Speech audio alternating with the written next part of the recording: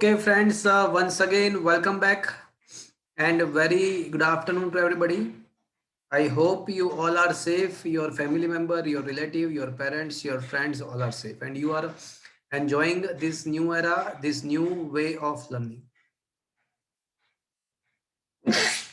Friends, we are discussing a very interesting chapter, that is nucleus. In this chapter, in the last lecture, we discussed about the nuclear forces and binding energy of the nucleus. हमने ये देखा था कि nucleus के अंदर क्या होता है, प्रोटॉन्स न्यूट्रॉन होते हैं, उसको न्यूक्लियन बोलते हैं. हमने ये भी देखा था कि आइसोटॉप क्या है, आइसोटोन क्या है, आइसोमर क्या है, आइसोबार क्या है, प्रोटॉन एटॉमिक नंबर क्या है, एटॉमिक मास नंबर क्या है, न्यूट्रॉन नंबर क्या है, उसके बारे में भी डिस्कशन किया था. हमने binding energy per nucleon versus atomic binding energy per nucleon versus atomic mass number का ग्राफ डिस्कस किया था. उसके बेस पे कुछ कंक्लूजन्स भी हमने डिराइव किए थे. हमने न्यूक्लियर फोर्सेस के बारे में भी डिस्कशन किया था और उसके बेस पे कुछ न्यूमेरिकल्स हमने डिस्कस किए थे. आज का जो लेक्चर है वो बहुत ही इंपॉर्टेंट है. In the previous lecture, we also had learnt about the radius of a nucleus as well as the density of a nucleus. Radius and density के बारे में भी discussion किया हुआ है. But today's lecture, we are going to discuss about the radioactivity. ये chapter का ये सबसे मेन पार्ट है एंड बेसिकली जो बोर्ड के एग्जाम में जो क्वेश्चन पूछते हैं तो वो इसी पार्ट में से पूछते हैं. तो today we are going to discuss the natural radioactivity and then correspondent theory. So the very first question of the today's lecture is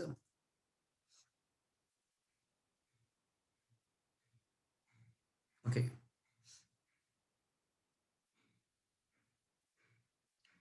So question number 13 तक किया था. Question number 14 question, give the brief history or brief explanation about the radioactivity. तो ये question आपको इसमें से जो radioactive जो एलिमेंट्स है जो लास्ट में आएगा वो आपको एज ए 2 मार्क प्रिपेयर करना है. मैं आपको बता दूंगा कि क्या प्रिपेयर करना है.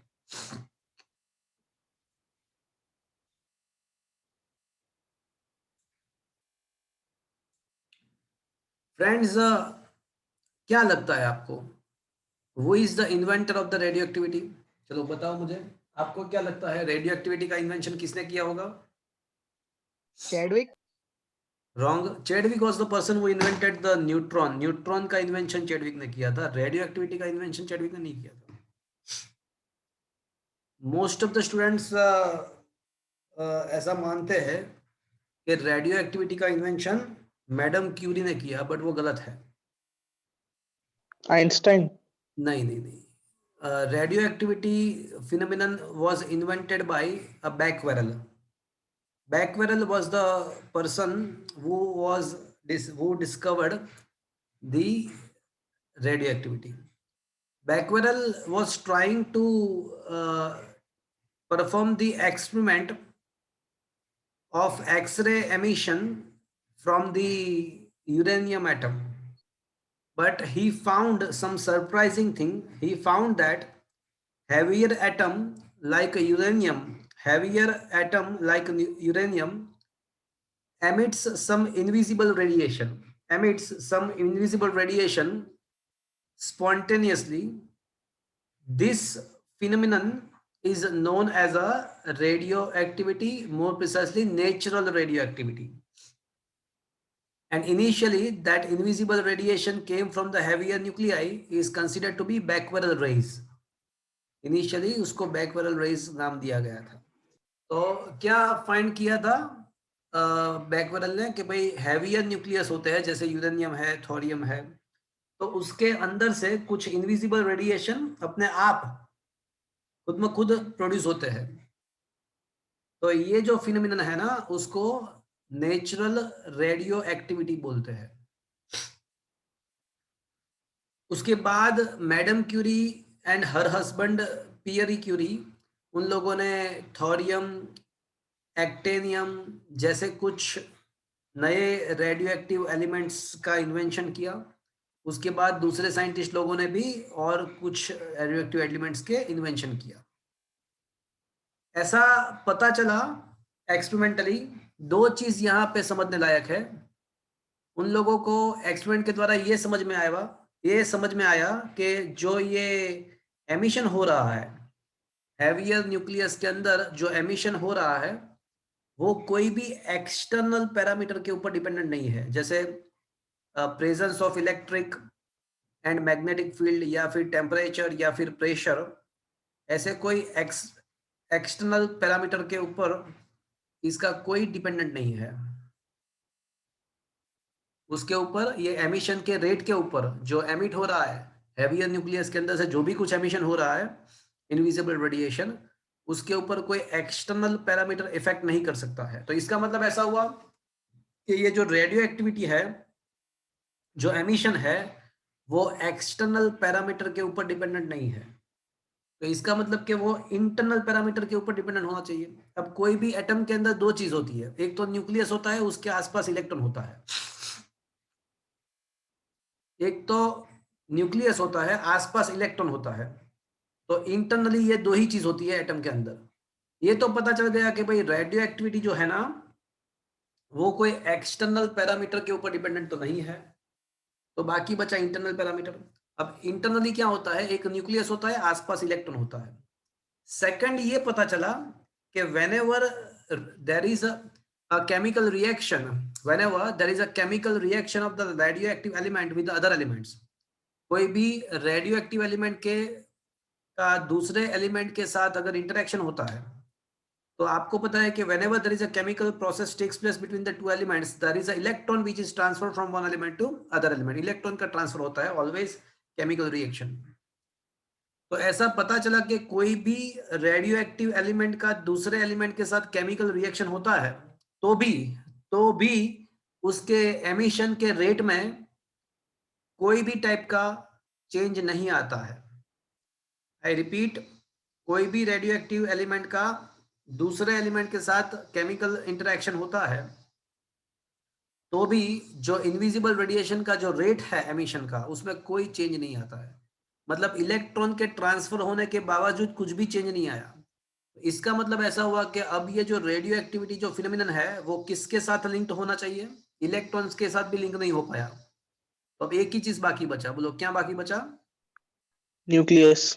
Nucleus. So this experimental result shows that this experimental result shows that the radioactivity is a nuclear process. It is the process connected with the nucleus. It is the process linked with the nucleus. तो इसके द्वारा ये पता चला कि भाई ये radio activity है ना, वो न्यूक्लियस में से ही, ये जो इनविजिबल रेडिएशन जो आते हैं ना, वो न्यूक्लियस में से ही आते हैं। तो friends, these two facts, from these two facts we come to conclude that the radioactivity is a nuclear process. Nucleus में से ही ये रेडिएशन आता है। फिर उन लोगों ने थोड़ा ज्यादा एक्सपेरिमेंट किया तो पता चला कि ये जो रेडियो एक्टिव जो एमिशन हो रहा है, जो रेडिएशन जो एमिशन हो रहा है, तो उसके अंदर क्या है।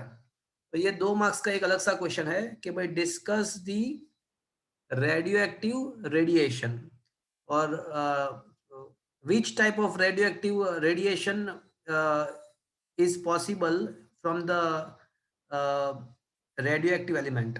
तो कौन कौन से रेडियोएक्टिव रेडिएशंस है उसके बारे में डिस्कस करना है। तो उन लोगों ने थोड़े ज्यादा एक्सपेरिमेंट किए, साइंटिस्ट लोगों ने, तो पता चला कि जो रेडियोएक्टिव रेडिएशन जो है उसके अंदर 3 टाइप के पार्टिकल्स मौजूद है। फर्स्ट को बोला अल्फा पार्टिकल। तो फ्रेंड्स, ये अल्फा पार्टिकल जो है ना, वो और कोई नहीं है बट हीलियम न्यूक्लियस है। तो 3 टाइप के रेडिएशन का एमिशन होता है। Number 1 alpha particle. Alpha particle और कोई नहीं है, वो हीलियम का न्यूक्लियस ही है। मतलब it is made up of 2 protons and 2 neutrons. It is not the made of electron, because वो देखो इलेक्ट्रॉन को न्यूक्लियस के बाहर की साइड होती है और यहाँ पे न्यूक्लियस के अंदर से ये निकलता है। तो ये अल्फा पार्टिकल और कोई नहीं है, हीलियम न्यूक्लियस है। It is made up of 2 protons plus 2 neutrons. इसका चार्ज क्या होगा? What should be the charge of the alpha particle? +2. +2e।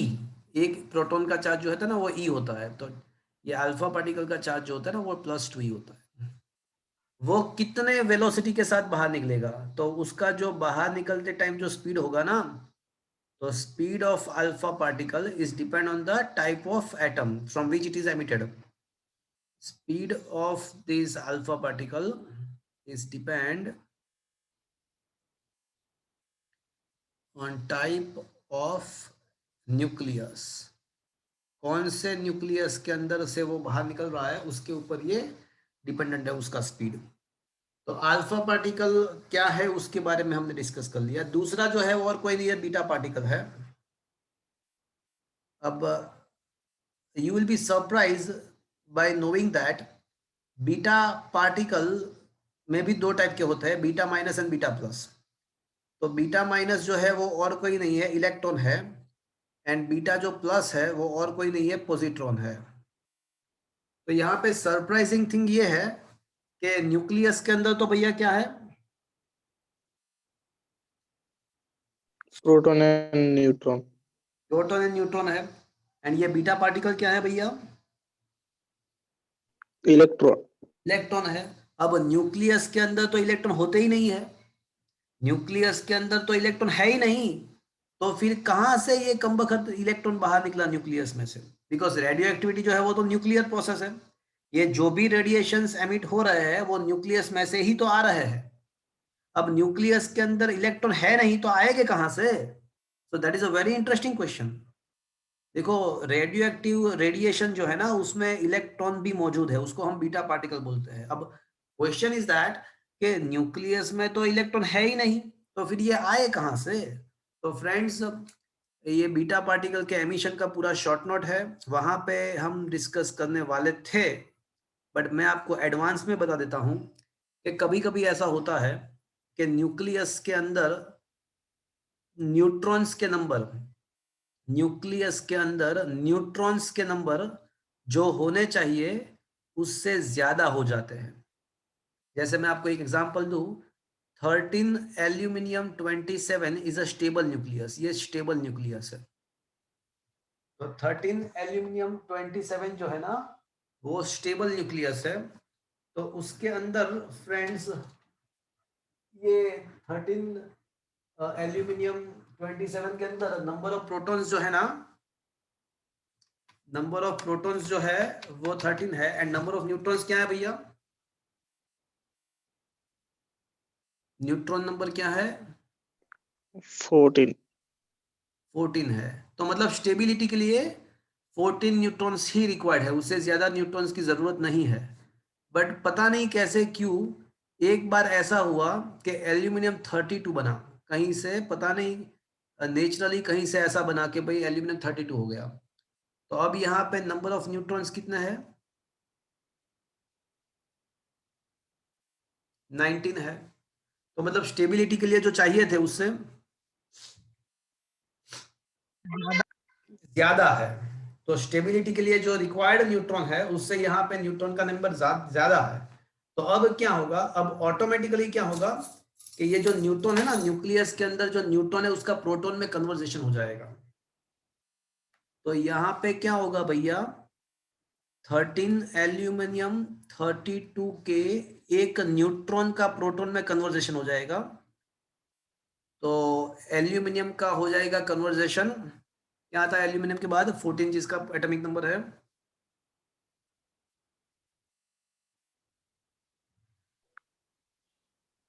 Aluminium के बाद क्या? क्वेश्चन रिपीट करो क्या बोल रहे हो? Sir, repeat. हाँ, मैं ऐसा बोल रहा हूँ कि सिलिकॉन। कभी कभी ऐसा होता है कि न्यूक्लियस के अंदर नंबर ऑफ न्यूट्रॉन्स जो होने चाहिए उससे ज्यादा हो जाते हैं। तो on that kind of circumstances nucleus becomes unstable. Number of neutron जो होने चाहिए उससे ज्यादा हो जाते हैं, तो न्यूक्लियस अनस्टेबल बन जाता है। वो स्टेबिलिटी अचीव करने के लिए क्या करेगा, न्यूट्रॉन को प्रोटॉन में कन्वर्ट कर देगा। तो सोचो, अगर एक न्यूट्रॉन प्रोटॉन में कन्वर्ट हो जाएगा तो नंबर ऑफ प्रोटॉन्स न्यूक्लियस में एक बढ़ जाएगा। M I right friends? Neutron का अगर प्रोटॉन में कन्वर्सेशन हो जाता है तो क्या होगा कि एक प्रोटॉन इंक्रीज हो जाएगा। तो अब देखो, ये एल्यूमिनियम 13 था तो उसके बदले एक प्रोटॉन बढ़ गया, तो ये आपका न्यूक्लियस का एटॉमिक नंबर चेंज हो जाएगा, तो न्यूक्लियस का टाइप भी चेंज हो जाएगा, it will comes out to be silicon. But number of nucleons, protons plus neutrons के नंबर तो वही के वही रहेंगे।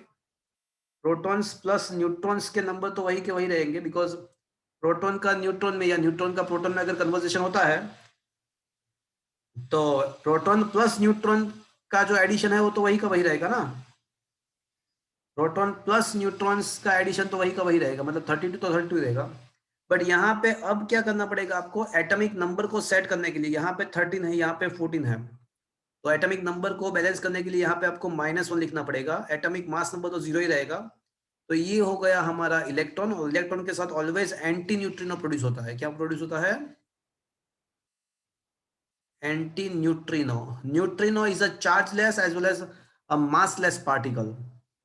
तो फ्रेंड्स, अब आपको समझ में आया कि देखो कैसे इलेक्ट्रॉन प्रोड्यूस हुआ। जब न्यूट्रॉन का प्रोटॉन में कन्वर्सेशन होता है ना, तो atomic number and atomic mass number को बैलेंस करने के लिए आपको इलेक्ट्रॉन प्रोड्यूस करना ही पड़ेगा। और वो जो इलेक्ट्रॉन है वो न्यूक्लियस के अंदर डेवलप हुआ, बट आपको पता है कि न्यूक्लियस के अंदर इलेक्ट्रॉन रह ही नहीं पाएंगे, तो ऑटोमेटिकली उसका क्या हो जाएगा, उसका एमिशन हो जाएगा। तो ये बात समझ में आया फ्रेंड्स आपको? सर बट एनर्जी एनर्जी आपोआप तो क्रिएट ना था ना, मास एकदम થી આય તો ના જે એ તો કેવી રીતે ન્યુટ્રોન્સ આવી ગયા? हाँ, वो ऐसे कभी कभी क्या होता है कि कुछ ऐसे प्रोसेस होते हैं, जैसे मान लो कि कोई रेडियो एक्टिव एलिमेंट है, जैसे यूरेनियम है, और उसका डिसइंटीग्रेशन होता है। तो जो नए एलिमेंट होते हैं, यूरेनियम का मान लो कि डिसइंटीग्रेशन होता है, न्यूक्लियर फिशन होता है, तो उसके द्वारा नए जो न्यूक्लियस डेवलप होते हैं वो बहुत रैंडम होते हैं। तो ऑन दैट सर्कमस्टेंसेस ऐसा पॉसिबल है कि उसका रिक्वायर्ड न्यूट्रॉन के नंबर से उसके अंदर न्यूट्रॉन्स के नंबर ज्यादा हो। तो on that kind of circumstances, neutron will gets converted into the proton, and simultaneously electron will be produced, and that is comes out from the nucleus, and that is called the beta decay. Is that clear? Is it understood? Yes sir. Sir nucleus માંથી electron કઈ રીતે produce? तो अभी मैंने क्या समझाया आपको? तो पूरा वही तो मैंने समझाया यार। तो अभी मैं कब का वही तो बोल रहा हूँ कि भाई હા ઓકે न्यूक्लियस के अंदर तो इलेक्ट्रॉन है नहीं, तो वो आया कहाँ से? तो वही तो मैं समझा रहा हूँ कब का, कि कभी कभी ऐसा पॉसिबल होता है कि न्यूक्लियस के अंदर न्यूट्रॉन्स के नंबर, न्यूक्लियस के अंदर न्यूट्रॉन्स के नंबर रिक्वायरमेंट से ज्यादा हो जाते हैं। रिक्वायर्ड नंबर ऑफ न्यूट्रॉन से न्यूट्रॉन, ઓકે સર સમજી हाँ, न्यूट्रॉन्स ज्यादा हो जाते हैं।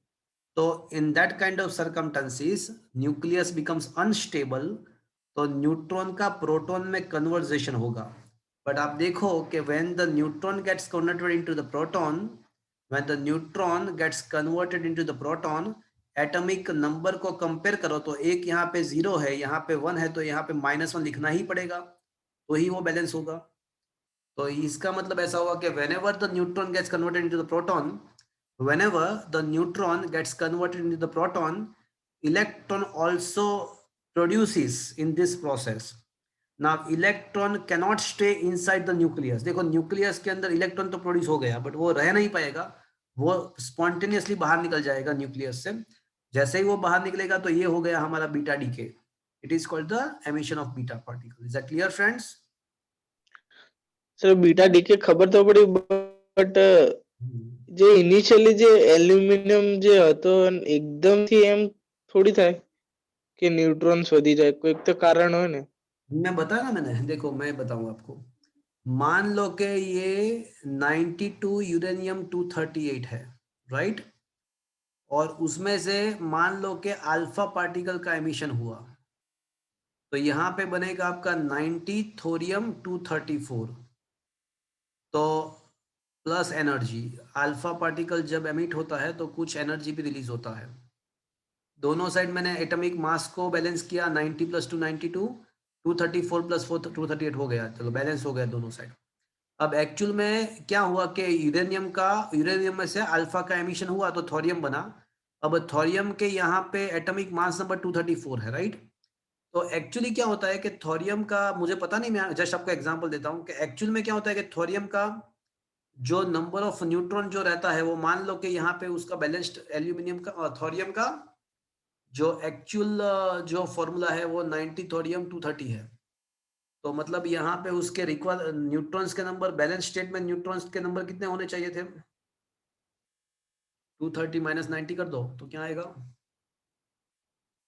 140। बट यहाँ पे कितने हैं? अब देखो यहाँ पे थोरियम के नंबर ऑफ न्यूट्रॉन्स कितने हैं? 144 है। Is that clear?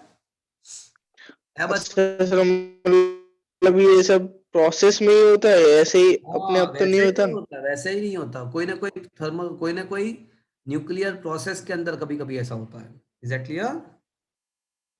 अच्छा ओके सर। हाँ, नेचुरली तो क्या हमारे आसपास तो जितने भी एलिमेंट है ना वो तो ऑलरेडी स्टेबिलिटी अचीव कर चुके हैं। वो तो ऑलरेडी, देखो ये कोई भी एलिमेंट ये एमिशन क्यों करता है, तो एक सृष्टि का नियम है, पूरे सृष्टि का एक नियम है कि कोई भी सिस्टम जो होती है ना वो स्टेबिलिटी, इक्विलिब्रियम स्टेट अचीव करने का ट्राई करती है। तो क्या होता है कि कभी कभी नेचुरली कुछ एलिमेंट अपने बॉर्न टाइम पे ही, अपने बर्थ टाइम पे ही अनस्टेबल होते हैं। तो to achieve the stability they will emit the radiation. तो कोई अगर आपको ऐसा पूछते हैं कि भाई रेडियो एक्टिविटी का रीजन क्या है, due to which phenomenon, due to which fact the elements emitting from its nucleus, उसका रीजन क्या है, तो in simple I can say they are unstable and to achieve the stability they try to emit some radiation. Is that clear to you? Yes sir. तो ये beta particle क्या है उसके बारे में हमने डिस्कस किया। चलो उसका चार्ज क्या होगा बीटा पार्टिकल का? तो उस -E। माइनस ई बीटा, देखो यहाँ पे मैंने, मुझे ऐसा भी आपको बोल देना चाहिए कि बीटा माइनस मतलब जब न्यूट्रॉन का प्रोटॉन में कन्वर्जेशन होता है तो बीटा माइनस डेवलप होता है, एंड जब प्रोटॉन का न्यूट्रॉन में कन्वर्जेशन होता है, प्रोटॉन का न्यूट्रॉन में कन्वर्जेशन होता है, तो बीटा प्लस मतलब पॉजिट्रॉन डेवलप होता है। वैसे मैं एक और चीज आपको बता दूं कि न्यूट्रॉन का प्रोटॉन में कन्वर्जेशन खुद में खुद हो सकता है, बिकॉज न्यूट्रॉन का जो मास है वो प्रोटॉन से ज्यादा है। तो न्यूट्रॉन में से प्रोटॉन जब बनेगा तो मास डिक्रीज होगा, न्यूट्रॉन का मास प्रोटॉन से स्लाइटली ज्यादा है। तो न्यूट्रॉन का जब प्रोटॉन में कन्वर्जेशन होगा तो मास में थोड़ा सा डिक्रीमेंट आएगा, and then correspondent to that energy is going to be release. जब एनर्जी रिलीज होता है, मास जब डिक्रीज होगा तो एनर्जी रिलीज होगा। एनर्जी जो रिलीज होता है उसको एक्सोजेनिक प्रोसेस बोलते हैं, और ये प्रोसेस जो है ना वो खुद में खुद हो सकती है, वहां पे एनर्जी रिलीज होता है। बट प्रोटॉन का न्यूट्रॉन में कन्वर्जेशन करना थोड़ा टफ होगा, क्यों? बिकॉज प्रोटॉन से न्यूट्रॉन का मास ज्यादा है, तो मुझे कुछ एनर्जी सप्लाई करना पड़ेगा so that the mass can increase, energy का मास में कन्वर्जेशन करना पड़ेगा। तो अगर कोई ऐसा पूछे कि proton to neutron and neutron to proton from this two conversion which can be happen spontaneously without supplying the energy, तो क्या आएगा? Neutron to neutron, proton. हाँ, न्यूट्रॉन का प्रोटॉन में कन्वर्जेशन आप खुद खुद हो सकता है। बट हम एनर्जी प्रोवाइड करेंगे तो ऐसा पॉसिबल है कि प्रोटॉन का भी न्यूट्रॉन में कन्वर्ट हो सकता है, वो भी पॉसिबल है, हम एनर्जी प्रोवाइड करेंगे तो। बट एट दैट टाइम साथ में कौन प्रोड्यूस होगा? जब प्रोटॉन का न्यूट्रॉन में कन्वर्ट पॉजिट्रॉन। तो न्यूट्रॉन का तो नंबर एटॉमिक नंबर 0 है, उसका चार्ज 0 है, तो चार्ज को बैलेंस करने के लिए यहाँ पे +1 लिखना पड़ेगा, एंड दैट इज, और उसके साथ न्यूट्रिनो पॉजिट्रॉन के साथ ऑलवेज ये भी आपको याद रखना है कि इलेक्ट्रॉन से के साथ एंटी न्यूट्रिनो प्रोड्यूस होता है, पॉजिट्रॉन के साथ न्यूट्रिनो प्रोड्यूस होता है। तो ये हो गया अल्फा एंड बीटा का डिस्कशन। अब तीसरा जो सर है वो कोई पार्टिकल नहीं है, तीसरा जो है गामा, वो रेडिएशन है। Alpha and beta sir wait a minute, alpha and beta both are the material particle, but gamma is not any material particle, it is the electromagnetic rays. सबसे हाईएस्ट फ्रीक्वेंसी जिसका है ना, लक्ष्मी वुक्शी, याद है आपको? लक्ष्मी वुक्शी में सबसे लास्ट में जो आता है वो गामा रेडिएशन है, उसका जो फ्रीक्वेंसी है वो हाईएस्ट है, हाईएस्ट फ्रीक्वेंसी रेडिएशन। देखो फ्रेंड्स, कभी कभी क्या होता है कि जो न्यूक्लियस होता है ना, वो उसके भी कुछ एक्साइटेड स्टेट, ग्राउंड स्टेट होते हैं। जैसे इलेक्ट्रॉन के याद है आपको, ग्राउंड स्टेट एक्साइटेड स्टेट होते हैं, तो ऐसे न्यूक्लियस के भी एक्साइटेड स्टेट होते हैं। अब ये न्यूक्लियस जब एक्साइटेड स्टेट में से ग्राउंड स्टेट में आता है, तो वो एनर्जी डिफरेंस जितना एनर्जी का एज ए रेडिएशन एमिशन करेगा। जैसे इलेक्ट्रॉन जब एक्साइटेड स्टेट में से ग्राउंड स्टेट में आता है, तो वो दो एनर्जी लेवल के डिफरेंस का एनर्जी का radiation as a radiation emission करता है। उसी हिसाब से न्यूक्लियस में भी एनर्जी लेवल होते हैं, न्यूक्लियस भी कभी कभी एक्साइटेड स्टेट में चला जाता है। अब वो जो ग्राउंड स्टेट में आएगा, तो वो एनर्जी लेवल के डिफरेंस जितना एनर्जी का एज ए रेडिएशन एमिशन करेगा। बट यहाँ पे जो डिफरेंस है वो इतना ज्यादा है कि जो फोटोन बाहर निकलेगा डिफरेंस के जितना, वो गामा रेडिएशन में पड़ेगा। मतलब यहाँ पे एनर्जी लेवल का डिफरेंस बहुत ज्यादा होने से हाई फ्रीक्वेंसी रेडिएशन एमिट होगा। EI minus E K is equal to HF, difference is equal to HF, but difference ज्यादा है तो F भी ज्यादा रहेगा, और ये जो F है वो that is lying in the gamma region. So this is the way the radiation, gamma radiation can be produced. देखो अल्फा एंड बीटा कितने वेलोसिटी से बाहर निकलेंगे, उसका डिपेंडेंस टाइप ऑफ न्यूक्लियस पर है। अल्फा एंड बीटा कितने रेडिएशन से बाहर निकलेंगे, कितने वेलोसिटी से बाहर निकलेंगे, कितने स्पीड से बाहर निकलेंगे, उसका डिपेंडेंस टाइप ऑफ न्यूक्लियस पर है। But gamma is the electromagnetic waves, तो उसका आपको पता ही है कि उसका स्पीड कितना रहेगा, उसका स्पीड हमको पता ही है कितना रहेगा, 3 × 10⁸ मीटर पर second. Is that clear friends? तो आपको 2 मार्क्स में ऐसा क्वेश्चन पूछ सकते हैं कि discuss the radio active radiations, write down the notes on the radio active radiations. तो रेडियो एक्टिव रेडिएशन कौन कौन से है उसके बारे में आपको लिखना है। चलो अब पूछो, क्या पूछना चाहते हो? સર આ ન્યુટ્રિનો છે ચાર્જલેસ બી છે અને માસલેસ બી છે, તો પછી સાયન્ટિસ્ટ લોકો એને ડિફાઇન કરીને हाँ वेरी गुड, એટલે वेरी गुड। કામ શું આવ્યું? तो फ्रेंड्स, अब पता कैसे चला कि प्रोटॉन्स का न्यूट्रॉन में एंड न्यूट्रॉन का जब प्रोटॉन में कन्वर्सेशन होता है तो इलेक्ट्रॉन या पॉजिट्रॉन डेवलप होता है, बट साथ साथ में न्यूट्रिनो भी डेवलप होता है। वो कैसे पता चला, साइंटिस्टों को पता कैसे चला कि ये न्यूट्रिनो डेवलप हो रहा है? तो you had asked a very interesting question. तो फ्रेंड्स मैं आपको बताऊं, कोई भी प्रोसेस ऐसी नहीं है जहां पे law of conservation of angular momentum violet हो। देखो चार जो लॉ है ना, conservation of energy, conservation of charge, conservation of linear momentum and conservation of angular momentum. So these four are the fundamental law. No process takes place in the universe which violates these fundamental laws. तो अब मैं बताता हूं आपको कि क्या problem हुआ था जब न्यूट्रॉन का प्रोटॉन में कन्वर्जेशन हुआ। जब न्यूट्रॉन का प्रोटॉन में कन्वर्जेशन हुआ तो पता चला कि इलेक्ट्रॉन डेवलप होता है, राइट? अब ये भी उन लोगों को पता चला था कि भाई ये जो न्यूक्लियस के अंदर जो न्यूक्लियॉन्स है ना, उसके पास एंगुलर मोमेंटम होता है। सारे न्यूक्लियॉन्स के पास एंगुलर मोमेंटम होता है और वो इक्वल होता है। न्यूक्लियस के अंदर जितने भी न्यूक्लियॉन्स है उसका एंगुलर मोमेंटम इक्वल होता है। मतलब न्यूट्रॉन का जो एंगुलर मोमेंटम होगा, मान लो कि वो x है, तो प्रोटॉन का भी x ही होगा। अब शायद आपको पता होगा, केमिस्ट्री में आप पढ़े होंगे डेफिनेटली, कि इलेक्ट्रॉन का जो एंगुलर मोमेंटम होता है ना वो हाफ एच कट है। शायद आप लोगों ने पढ़ा होगा, इलेक्ट्रॉन का angular momentum half H cut है। अब प्रॉब्लम ये रहा, अब देखो आप ध्यान से, तो ये प्रोसेस के अंदर प्रॉब्लम ये है कि लेफ्ट हैंड साइड जो एंगुलर मोमेंटम है वो x है, एंड राइट साइड हमारा एंगुलर मोमेंटम कितना है ये प्रोसेस के अंदर, देखो तो भैया, ये प्रोसेस में लेफ्ट हैंड साइड का तो एंगुलर मोमेंटम x है, बट राइट साइड का एंगुलर मोमेंटम कितना हो गया अभी, x plus half. x plus half H. तो यहाँ पे ऐसा लग रहा है कि ये बीटा एमिशन में, बीटा पार्टिकल के एमिशन में एंगुलर मोमेंटम वायोलेट हो रहा है। तो पहले तो ऐसा लग रहा था कि भाई, साइंटिस्ट, में हिस्ट्री बता रहा हूँ आपको, तो वो जब बीटा एमिशन का एक्सपेरिमेंट जब परफॉर्म कर रहे थे, तो पहले उन लोगों को ऐसा लगा कि भाई यहाँ पे एंगुलर मोमेंटम वायोलेट हो रहा है, बट बहुत फिर उन लोगों ने, उन लोगों को पता था कि भाई एंगुलर मोमेंटम तो वायोलेट होना ही नहीं चाहिए, कंजर्वेशन उसका।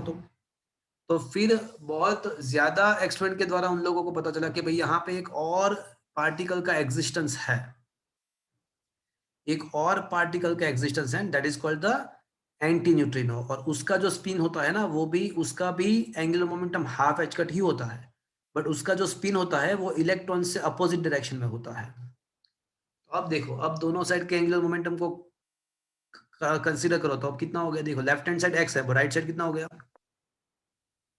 x। सो बट साइंटिस्ट लोग को આટલા બધા કોન્ફિડન્ટ હતા કે આ વાયોલેટ થવું જ ન જોઈએ। अरे वो तो फंडामेंटल लॉ है भैया, तो हो ही नहीं सकता वायलेट, हो, दैट इज ऑलरेडी प्रूव्ड। तो सो बट અમુક કદાચ नहीं फिर उन ક્યાંક બીજે બી એવી કોઈ लोगों ने टेक्नोलॉजी पहले હોય नहीं स्पेस में। नहीं नहीं, मेरी बात सुनो, उन लोगों ने पहले थियोरेटिकली ऐसा सोचा होगा कि कोई और पार्टिकल है एग्जिस्टेंस में, and then after they also prove this thing practically also. तो दोनों हिसाब से उन लोगों ने प्रूव किया होगा एट दैट टाइम। बट ये concept neutrino and anti neutrino का कंसेप्ट कहाँ से आया, मैंने वो आपको हिस्ट्री में क्या हुआ था वो मैंने आपको बताया। फिर तो उस लोगों ने ये प्रैक्टिकली सब कुछ उसके आगे पीछे का सब कुछ कर दिया होगा उसके बाद तो, getting this? Okay sir. Sir और ये एटॉमिक एक्सप्लोजन में गामा रेस होते। हाँ होते हैं। whenever whenever there is a whenever there is a nuclear process, जब जब कोई भी न्यूक्लियस प्रोसेस होता है ना, तो उसमें गामा रेडिएशन तो होता ही है, because whenever the nuclear process takes place, जो जो जो न्यूक्लियस नया जनरेट होता है, जैसे यहाँ पे यूरेनियम का थोरियम में कन्वर्टेशन हुआ, तो ये जो नया न्यूक्लियस जो बनता है ना, वो ऑलवेज एक्साइटेड स्टेट में होता है। नया जो न्यूक्लियस बनता है ना, वो ऑलवेज एक्साइटेड स्टेट में होता है, तो उसको ग्राउंड स्टेट में आते टाइम कुछ ना कुछ गामा रेडिएशन प्रोड्यूस होता ही रहता है। कोई भी न्यूक्लियर प्रोसेस के अंदर गामा रेडिएशन होगा होगा होगा, बिकॉज जो नया न्यूक्लियस बनेगा ना वो एक्साइटेड ही होगा, और वो ग्राउंड स्टेट में आते टाइम गामा का रेडिएशन करेगा। Is that clear? Yes sir. चलो, तो फ्रेंड्स, ये रेडियो एक्टिव जो एलिमेंट्स थे, रेडिएशंस थे, उसके बारे में 2 मार्क्स का क्वेश्चन पूछ सकते हैं। वैसे अल्फा पार्टिकल का एमिशन, बीटा पार्टिकल का एमिशन एंड गामा पार्टिकल का एमिशन के थ्योरी आपके कैंसल्ड थी, बट तो भी मैंने आपको उसके बेसिक्स कंसेप्ट आपको सिखा दिए। अल्फा पार्टिकल का क्या होता है जब एमिशन होता है, बीटा में क्या होता है, गामा का क्यों होता है, वो सारा मैंने आपको एक्सप्लेन कर दिया। वो एक्चुअल में तो कैंसल था, बट मैंने उसका ब्रीफ आपको दे दिया। ओके फ्रेंड्स, सर गामा केम एमिट થાય એ થોડું। बताया ना मैंने, कोई भी न्यूक्लियर प्रोसेस के अंदर जब नया न्यूक्लियस जो बनता है वो अपने एक्साइटेड स्टेट में होता है, वो ग्रेजुअली अपने ग्राउंड स्टेट में आएगा, तो वो रेडिएशन एमिट करेगा। जैसे इलेक्ट्रॉन, याद करो 12 चैप्टर में हमने जो इलेक्ट्रॉन के लिए सोचा था कि इलेक्ट्रॉन जब अपने एक्साइटेड स्टेट में से ग्राउंड स्टेट में आता है, तो वो 2 एनर्जी लेवल के डिफरेंस जितना एनर्जी का फोटोन एमिट करेगा, EI minus EK is equals to HF, delta E equals to HF। तो यहाँ पे भी वही हो रहा है, यहाँ पे इलेक्ट्रॉन के बदले न्यूक्लियस है, तो न्यूक्लियस अपने एक्साइटेड स्टेट में से ग्राउंड स्टेट में आएगा, तो वो भी 2 एनर्जी लेवल के डिफरेंस जितना एनर्जी वाला फोटोन एमिट करेगा, बट यहाँ पे 2 एनर्जी लेवल का जो डिफरेंस है ना वो बहुत ज्यादा होता है, मिलियन इलेक्ट्रॉन वोल्ट के लेवल का होता है।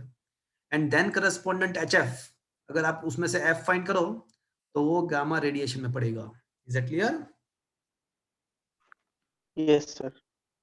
So that is the reason why the gamma emission takes place. तो फ्रेंड्स आपको यहाँ पे पहले तो रेडियो एक्टिविटी का इन्वेंशन किसने किया ये बताया है, बैकवेल की बात की है। फिर उसके बाद 2 फिनोमेनन के द्वारा ये पता चला कि रेडियो एक्टिविटी जो है ना वो न्यूक्लियर प्रोसेस है, और from this 2 points low shows that the radio activity is a nuclear phenomenon. तो ये पता चला। उसके बाद ये वाला जो पार्ट है ना वो आपको एज ए 2 मार्क्स प्रिपेयर करना है। एक बार बोर्ड में पूछा गया था, discuss briefly the type of radioactive decays. तो रेडियो एक्टिव रेडिएशन में क्या है उसके बारे में बताना था, एक बार ये बोर्ड में पूछा हुआ था। तो अल्फा बीटा एंड गामा क्या है उसके बारे में आपको बताना था। Is that clear friends? Is it understood? yes sir. चलो, तो ये वाला जो क्वेश्चन था ना 14 क्वेश्चन है, उसमें जो लास्ट पार्ट था वो आपको as a learn by heart, मतलब ये 2 मार्क्स में करना था। नेक्स्ट क्वेश्चन, 15th क्वेश्चन 100% पूछने वाले हैं। ये क्वेश्चन 100% पूछेंगे। Definitely this question is going to be asked. Derive the law of radioactive decay और derive the exponential law for the radioactive decay. ये क्वेश्चन डेफिनेटली पूछने वाले हैं। एक्सपोनेंशियल लॉ, सर ना पूछे तो पैसा पाछा फीस पाછી. हाँ पैसा पाछा, मैक्सिमम 10 पैसा, condition apply.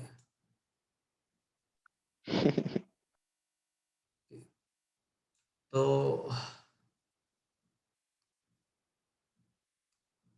so friends, to derive the law of radioactive decay, firstly we will define the rate of disintegration. So the rate of radioactive decay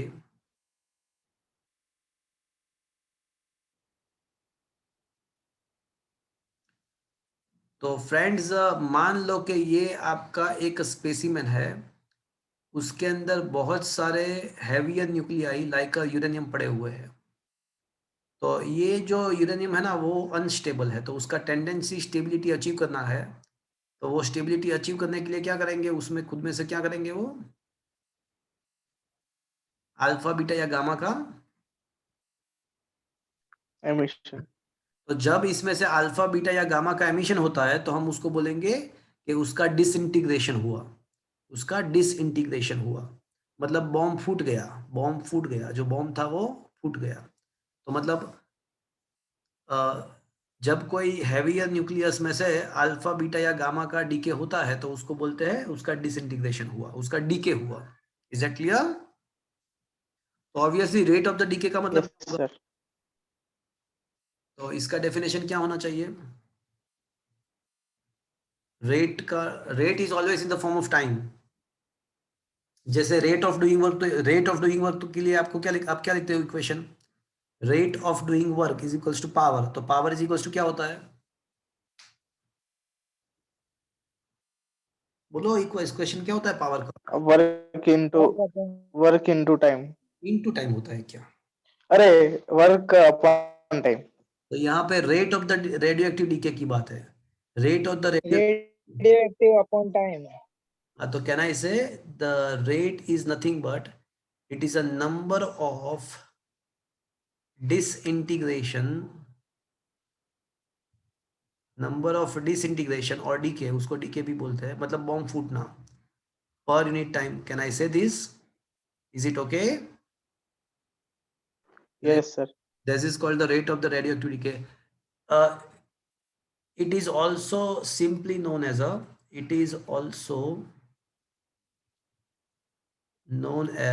only radioactivity. So whenever you find the word radio activity, तो आपको क्या सोचना है? आपको radio active DK सोचना है। तो whenever you find, देखो नेचुरल रेडियो एक्टिविटी अलग चीज थी, जो हमने आगे बढ़ा था कि भाई यूरेनियम जैसे हैवियर न्यूक्लियाई अपने खुद में से कुछ इनविजिबल रेडिएशन का एमिशन करते हैं, उसको नेचुरल रेडियो एक्टिविटी बोलते हैं। बट अब कहीं भी नेचुरल वर्ड नहीं, जस्ट रेडियो एक्टिविटी ऐसा लिखा हुआ है, तो आपको उसका मीनिंग क्या करना है? उसका रेट ऐसा समझना है। Is that clear to you? Is that clear? Yes sir. चलो मान लो, यस सर। मान लो कि हमारा जो स्पेसिमेन है ना, उसमें t इक्वल्स टू 0 टाइम पे अनडिकेड न्यूक्लियाई, जिसका बॉम्ब फूटा हुआ नहीं है, ऐसे अनडिकेड न्यूक्लियाई एन नॉट है। एंड ऐसा पता चला कि टी टाइम के बाद वो नंबर ऑफ अनडिकेड न्यूक्लियाई के जो नंबर है, अनडिकेड न्यूक्लियस के जो नंबर है ना, वो n है।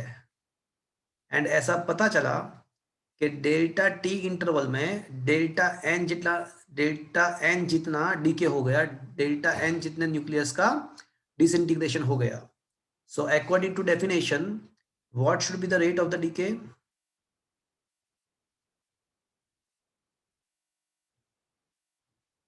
बोलो क्या लिखना चाहिए?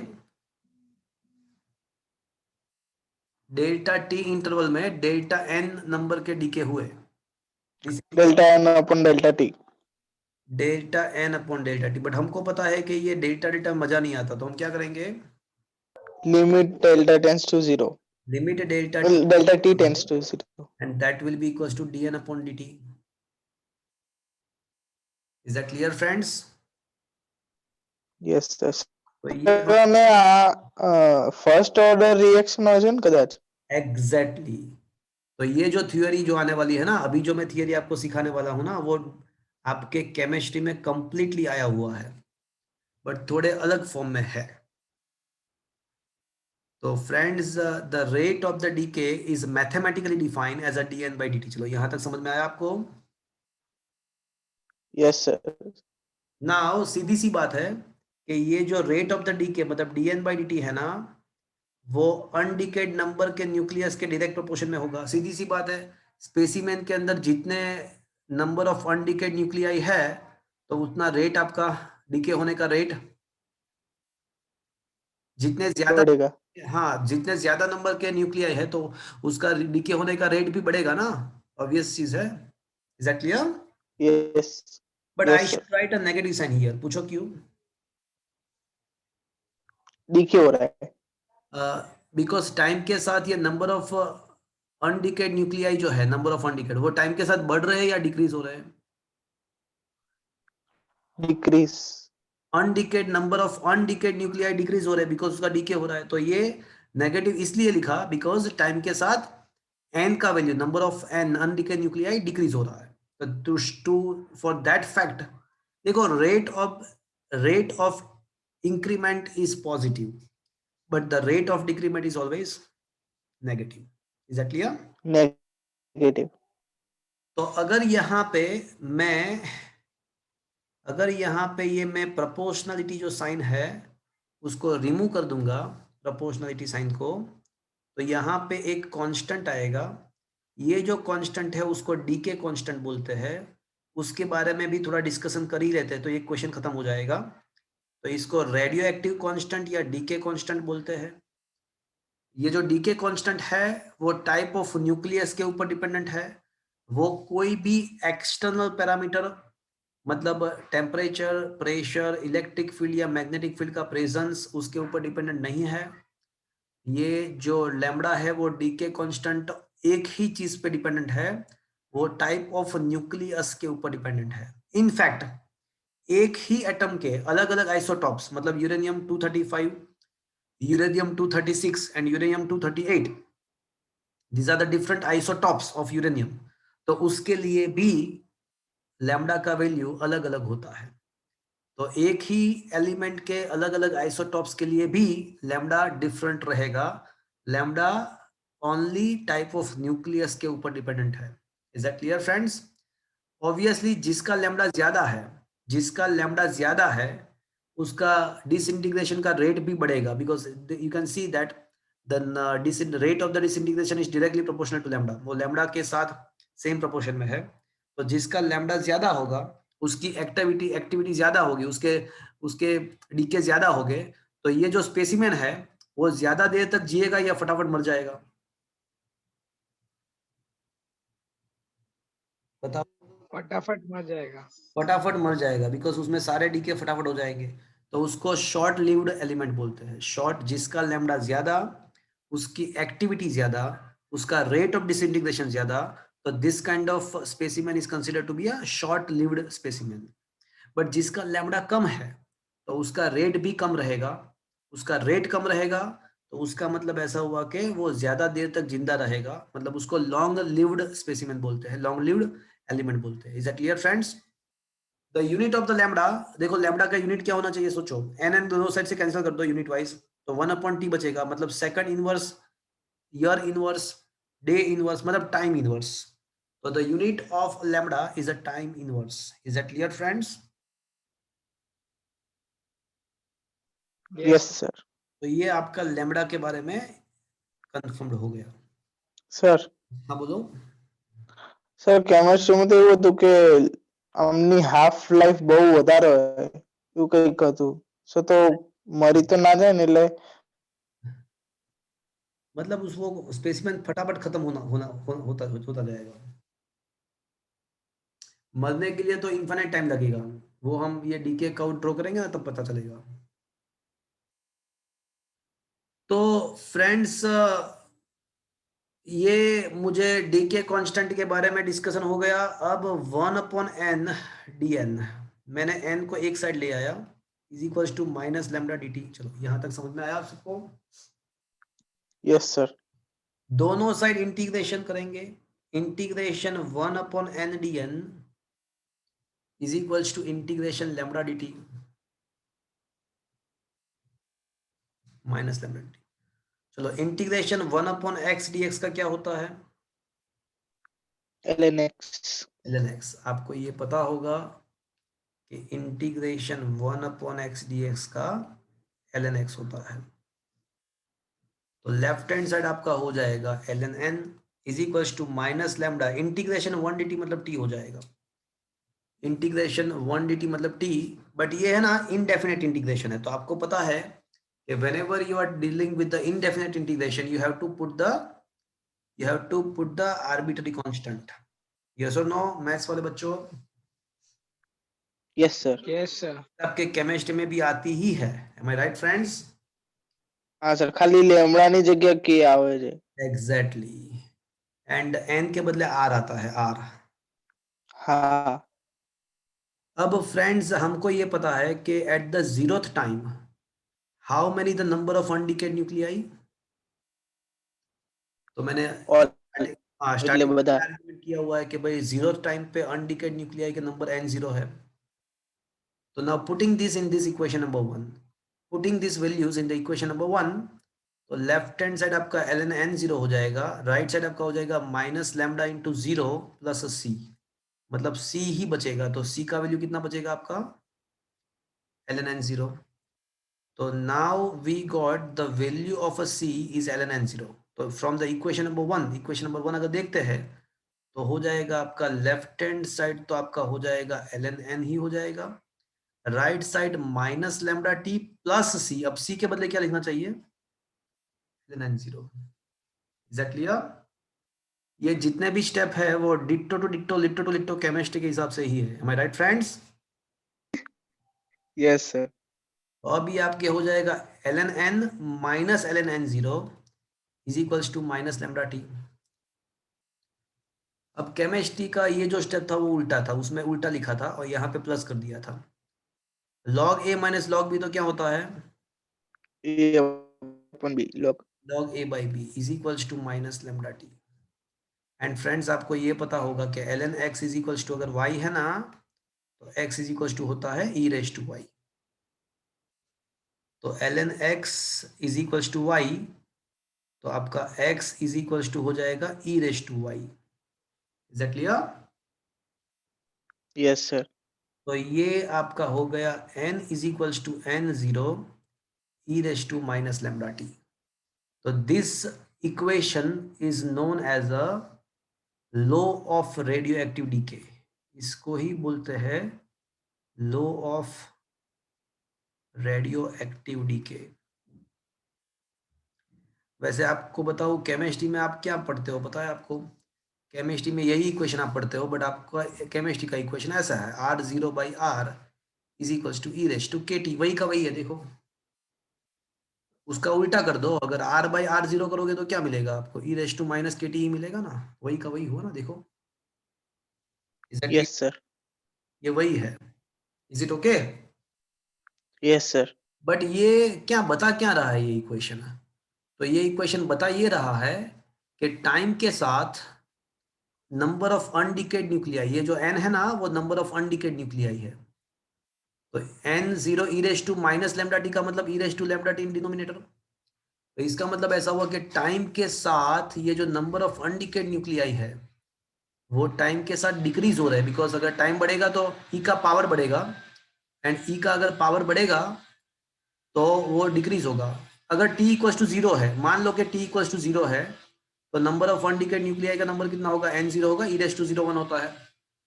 बट उसके बाद क्या होता है? उसके बाद वो एक्सपोनेंशियली डिक्रीज होता है, इनफाइनाइट टाइम तक चलेगा। Is that clear to you? आप केमिस्ट्री में ऐसा पढ़ते हो कि रिएक्टेंट ऐसे डिक्रीज होता जाएंगे एंड उसका प्रोडक्ट जो है वो ऐसा बढ़ता जाएगा, ऐसा कुछ पढ़ते हो ना? यस सर, तो यहाँ पे ये आपका हो गया number of undecayed nuclei. Undecayed nuclei decrease होता जाएगा और डिकेड नंबर इंक्रीज होता जाएगा। Is it clear? In the same way. Yes sir, तो ये आपका डीके कर्व हो गया, इसको डीके कर्व बोलते हैं। आया बात समझ में फ्रेंड्स? बट इसको ध्यान से देखो, dn/dt इक्वल्स टू -n λ है। लुक एट दिस इक्वेशन, यहाँ पे देखो। तो फ्रेंड्स dn/dt इसको हमने रेट बोला है, तो rate is equals to -n λ। Yes और नो? यस सर, तो the rate of the radioactivity उसका मैग्नीट्यूड n λ है। यस और नो? तो एक काम करो, ये इक्वेशन को दोनों साइड लैम्डा से मल्टीप्लाई कर दो। तो n lambda is equals to n0 lambda e⁻λT। क्या ऐसा कह सकता हूं मैं? दोनों साइड मैंने लैम्डा से मल्टीप्लाई किया। यस सर, यहां पे देखो, लुक एट दिस, मैंने दोनों साइड लैम्डा से मल्टीप्लाई किया। लुक एट दिस, तो ये तो क्या हो गया n लैम्डा। तो बोले वो तो आपका वो तो आपका r हो गया, और ये n0 लैम्डा क्या हो जाएगा? तो वो तो r0 हो जाएगा e⁻λT। मतलब मैं ऐसा बोल रहा हूं कि नंबर ऑफ अनडिकेड न्यूक्लियाई जिस हिसाब से डिक्रीज हो गए, नंबर ऑफ अनडिकेड न्यूक्लियाई जिस हिसाब से डिक्रीज हो गए, उसी हिसाब से आपका रेडियो एक्टिविटी भी डिक्रीज होगा। मतलब स्टार्टिंग में जो रेट ऑफ द डीके है ना वो बहुत ज्यादा होगा, बट टाइम के साथ आपका रेट ऑफ द डीके भी उसी हिसाब से डिक्रीज होगा जैसे number of undecayed nuclei decrease हो रहा है। तो ये जो डीके कर्व है वो दोनों के लिए काम आएगा, नंबर ऑफ अनडिकेड न्यूक्लियाई के लिए भी काम आएगा and rate of the radio activity के लिए भी काम आएगा। रेडियो एक्टिविटी का रेट भी इसी हिसाब से डिक्रीज होगा। Is that clear friends? Yes sir, तो फ्रेंड्स अगर ये क्वेश्चन एग्जाम में पूछते हैं तो I think you are able to solve very easily because the similar question you had learned in the chemistry as well. am I right friends? Yes sir, तो ये बहुत ही इंपॉर्टेंट क्वेश्चन है, बार बार इसको पूछते हैं। तो मैंने यहाँ पे दो थ्योरी आपको एक साथ एक्सप्लेन किया। एक तो डीके का जो derive the law of the radio active decay है वो भी मैंने डिराइवेशन किया, और साथ साथ में मैंने रेडियो एक्टिविटी को डिफाइन करके डीके कांस्टेंट के इंफॉर्मेशन भी दिया। वो अलग से भी क्वेश्चन पूछ सकते हैं कि define radio activity and discuss decay constant, ऐसा भी अलग से 2 मार्क्स में पूछ सकते हैं। तो क्या फ्रेंड्स ये पूरा क्वेश्चन आपको समझ में आया?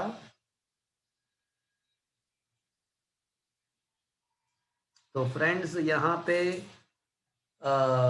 dn/dt equals to -n lambda, और फिर इंटीग्रेशन किया है और ये रूल्स डिराइव किया। 16 क्वेश्चन भी हो गया। 16 क्वेश्चन के अंदर ये कैसे डिक्रीज हो रहा है उसका ग्राफ ड्रॉ करना था, तो वो हमने ग्राफ ड्रॉ कर लिया। और ये ग्राफ के कुछ कंक्लूजन्स दिए हुए हैं, तो 16 question only for the information है, उसके कंक्लूजन फटाफट देख लेते हैं। The number of undecayed nuclei in the radioactive sample decreases exponentially with the time, पता है। In the beginning the disintegration occurs quickly and when the time goes the disintegration becomes slow. Radioactivity भी slow पड़ती है ना, अभी मैंने दिखाया। Number 2, from the graph we can determine the rate of the disintegration and the half life, वो अभी half life हम डिफाइन करने वाले हैं। Number 3, decay constant is large then the rate of the disintegration, अगर decay constant अगर आपका large है तो आपका rate of the disintegration भी large रहेगा, वो तो पता है हमको। regardless of the type of radioactive substance, कोई भी radioactive substance हो, बट उसका जो ग्राफ है वो तो ऐसा ही रहेगा। कोई भी रेडियोएक्टिव एलिमेंट है तो उसका डीके कर्व तो ऐसा ही रहेगा। तो ऐसे कुछ पॉइंट्स नोट डाउन किए हैं, ठीक है। तो ये 16 क्वेश्चन आपको जस्ट आपको इंफॉर्मेशन के लिए है, वो लर्न बाय हार्ट करने की जरूरत नहीं है। 15th question was very most important, 17 is also important.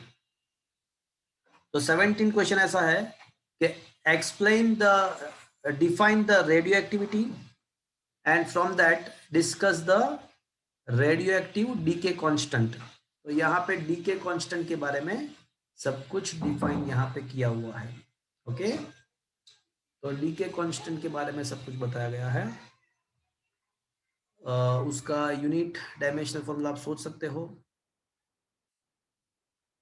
तो ये 16th क्वेश्चन आप देख लेना, डीके कांस्टेंट के बारे में हमने डिस्कस कर लिया है। 17th question is nothing but 17 question जो है वो हमने वो मतलब वही है, मतलब अभी जो हमने डिस्कस किया उसके बेस पे ये define the disintegration rate of the sample, obtain the formula R is equals to n lambda and define its different units.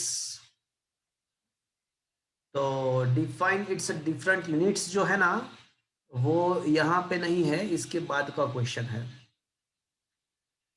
And that we need to prepare. इसको जस्ट 18 क्वेश्चन आपको learn by heart करने की जरूरत नहीं है, वो तो just ऐसा ही है।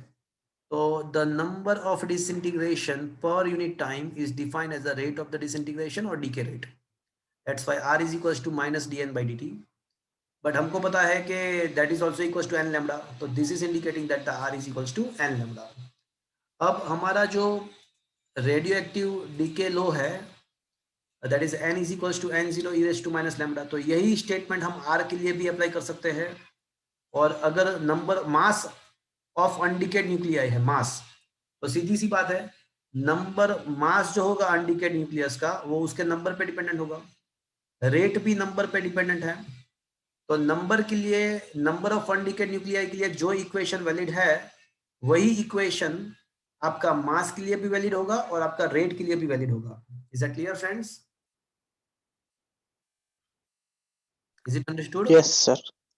तो ये जो क्वेश्चन नंबर 18 जो है वो जस्ट नॉलेज के लिए है, वो पूछने के लिए नहीं है। वो ये बता रहा है कि जो आपका decay radioactive exponential law जो है वो it is not applicable only for the undecayed nuclei, it is also applicable for the undecayed mass amount as well as it is also applicable for the rate of the decay. तो तीनों के लिए वो applicable है। Is that clear? चलो अब 2 marker question, define the different units of the radioactivity and discuss the relation between them.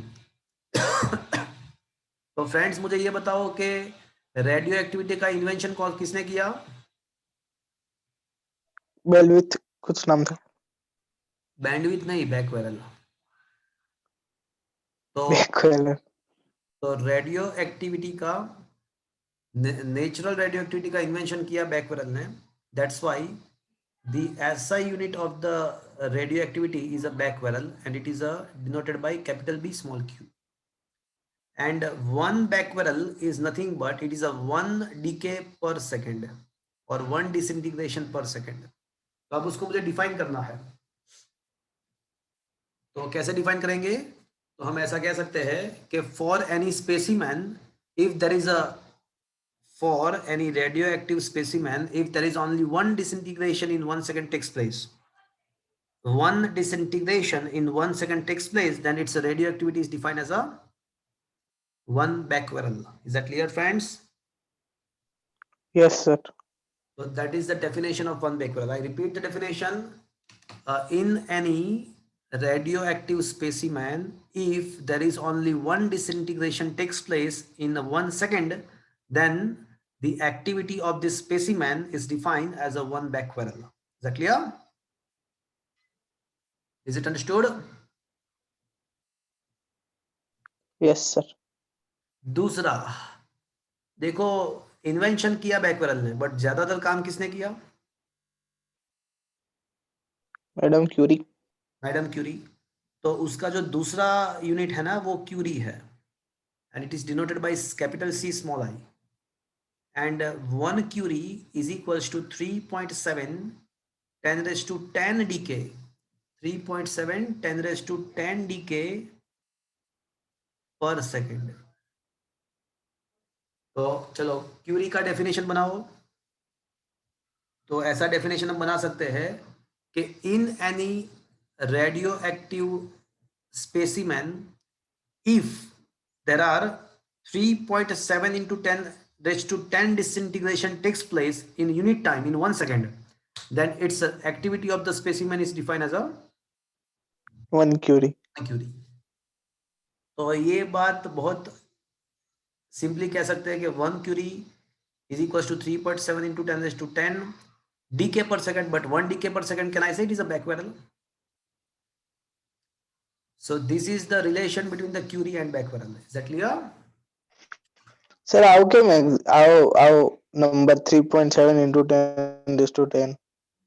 अब वो तो देखो मैं आपको बताऊं, क्यूरी ने है ना, देखो आपने क्वेश्चन पूछा है तो थोड़ा इंटरेस्टिंग पार्ट है, कहीं पे टेक्स्ट बुक में नहीं है, but it's answer is very interesting. Question ऐसा है आपका कि सर ये वैल्यू कहाँ से आ गया, ये 3.7 10⁻10 कहाँ से आ गया? बैकवेरल तो ठीक है भाई, वो तो प्रॉपर है कि भाई 1 सेकंड में अगर एक डिसइंटीग्रेशन होता है तो उसको 1 बैकवेरल बोलते हैं, वो लॉजिकली कंपेटिबल है। बट कमबख्त ये वैल्यू कहाँ से आया 3.7 10⁻10? तो फ्रेंड्स, मैडम क्यूरी जो थी ना, उन लोगों ने, मैडम क्यूरी एंड उसके हस्बैंड पियरी क्यूरी, वो लोग रेडियो एक्टिव एलिमेंट के साथ काम कर रहे थे। देखो ये जो रेडियो एक्टिव रेडिएशन जो होते हैं ना, वो बहुत ही हार्मफुल होते हैं। हमारे बॉडी में से अगर पास हो जाएगा ना तो वो कैंसर प्रोड्यूस कर सकता है। आपको शायद पता नहीं होगा कि मैडम क्यूरी एंड उसके हस्बैंड पियर क्यूरी दोनों का डेथ कैंसर से हुआ था, and that cancer cause due to the radio active radiation. तो फ्रेंड्स ऐसा कह सकते हैं कि ये रेडियो एक्टिविटी के इन्वेंशन में दोनों ने अपनी जान कुर्बान कर दी थी, madam Curie and her husband Pierre Curie. आपको एक और चीज मैं आपको बता दूं कि क्यूरी फैमिली जो है ना वो बहुत जोरदार था। You will be surprised by knowing that total 5 Nobel Prize was achieved by the Curie family. हमारे इंडिया में देखो इतने बहुत सारा पॉपुलेशन है तो हार्डली एक आध नोबेल प्राइज मिला हुआ है रविंद्रनाथ टैगोर को उसके पुस्तक गीतांजलि के लिए। बाकी नोबेल प्राइज इंडिया में नहीं है, और एक ही फैमिली में 5 नोबेल प्राइज, देखो सोचो आप। तो अब क्वेश्चन इज कि ये क्या पूछा है ना, क्या बोल रहे हैं सर? तो अब मैं मुद्दे पे आता हूँ। ये था कि मैडम क्यूरी जो थे ना, उन लोगों ने, उसके हस्बैंड एंड मैडम क्यूरी ने रेडियम का इन्वेंशन किया। रेडियम का एलिमेंट, रेडियम एलिमेंट का इन्वेंशन उन लोगों ने किया, रेडियम 228। तो ये रेडियम 228 का उन लोगों ने एक्टिविटी फाइंड किया। तो रेडियम 228 के 1 ग्राम स्पेसिमेन लिया, 1 ग्राम रेडियम 228 का 1 ग्राम का स्पेसिमेन लिया, और उसका जो एक्टिविटी था उसको उन लोगों ने बोल दिया कि भाई ये मेरा यूनिट है, क्यूरी यूनिट है, and that is found to be 3.7 into 10⁻10 decay per second. Is that clear to you? तो अब आपको पता चला ये 1 क्यूरी कहां से आया? Yes, sir. It is the radioactivity of 1 gram specimen of the radium. Is that clear? Yes, sir. From sir but આ એલિમેન્ટ કેવી રીતે બનાવતા હશે એટલે ન્યુક્લિયસ ને બનાવવાનું ને એવું બધું બનાવ્યો ના હોય લા, એ તો બનાવે બધું ભગવાન બનાવે. ये तो हम लोग तो री इन्वेंट करते हैं, इन्वेंट करते हैं, बनाया तो सब कुछ भगवान ने है. ओके. એટલે ઇન્વેન્ટ કર્યું એમને કે ડિસ્કવર કર્યું રેડિયમ देखो ये रेडियम को डिस्कवर किया ऐसा वर्ड बोलना चाहिए, इन्वेंट किया उसके बदले. ये कोई बनाता नहीं है, वो नेचुरल होता है. हम लोग जस्ट उसको रिसर्च करते हैं, सर्च करते हैं. ओके, डिस्कवर करते हैं. યસ સર तो फ्रेंड्स अब आपको जाके पता चला ये कहाँ से आया, ये वन क्यूरी कहाँ से आया, समझ में आया आपको? ओके. और एक तीसरा यूनिट भी है Rutherford, and 1 Rutherford equals to 10⁶ decay per second. ये एक तीसरा यूनिट भी है, उसको भी डिफाइन कर सकते हैं हम कि भाई अगर 1 सेकंड में 10⁶ डिसइंटीग्रेशन होते हैं तो उसको 1 रदरफोर्ड बोलते हैं. Is that clear friends? Yes sir Question number 20, very most important question, or you will be surprised by knowing that this question also you had learnt about. तो question number 20 है half life time. तो ये नाम पर से ही आपको पता चल जाएगा कि क्या है. ऐसा टाइम कि जहां पे हमारा जो स्पेसिमेन है उसके नंबर ऑफ अनडिकेड न्यूक्लियाई कितना हो जाए, હાફ हाफ हो जाए, तो उसको क्या बोलेंगे? હાફ લાઈફ तो फ्रेंड्स ये जो थ्योरी है ना वो आपको पहले से ही पता है. 1 मिनट का काम है, कहीं पे मत जाना.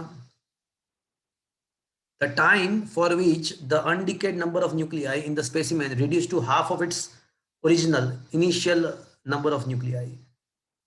When, तो इसका मतलब ऐसा हुआ कि when the number of undecayed nuclei reduced to half, then the time that has been passed is defined as a half lifetime. Is that clear, friends? Yes sir हमारे पास फॉर्मूला है n is equals to n0 e raise to minus lambda T.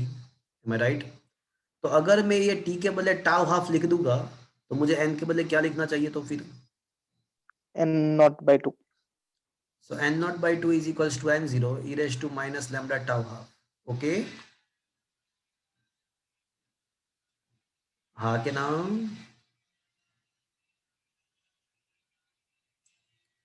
तो 1 by 2 is equals to 1 upon e raised to lambda tau half, ऐसा कह सकते हैं. तो e raised yes sir to lambda tau half is equals to 2 लिख सकते हैं.